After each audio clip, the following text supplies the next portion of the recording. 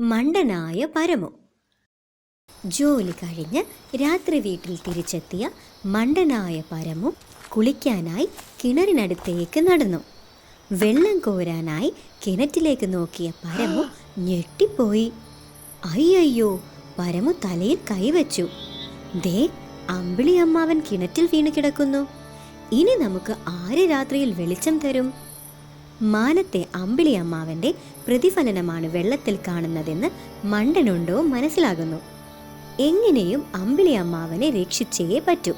അവൻ വേഗം തൊട്ടി കിണറ്റിലേക്ക് ഇറക്കി അമ്പിളി അമ്മാവനെ തൊട്ടിയിലാക്കി വലിച്ചു കയറ്റാൻ ശ്രമം തുടങ്ങി. ആവേശത്തോടെ ആഞ്ഞു വിളിക്കുന്നതിനിടയിൽ കല്ലിൽ കാൽ തട്ടി പരമു മലർന്നടിച്ചു വീണു.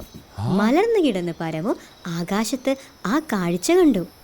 അമ്പിളി അമ്മാവൻ ദേ അവിടെ നിൽക്കുന്നു. ഹാവൂ, ഞാൻ വീണെങ്കിൽ എന്താ? അമ്പിളി അമ്മാവനെ തിരിച്ച് ആകാശത്തിലെത്തിക്കാൻ എനിക്ക് പറ്റിയല്ലോ. വീണ കിടപ്പിൽ കിടന്ന് ആ മണ്ടൻ ആശ്വസിച്ചു.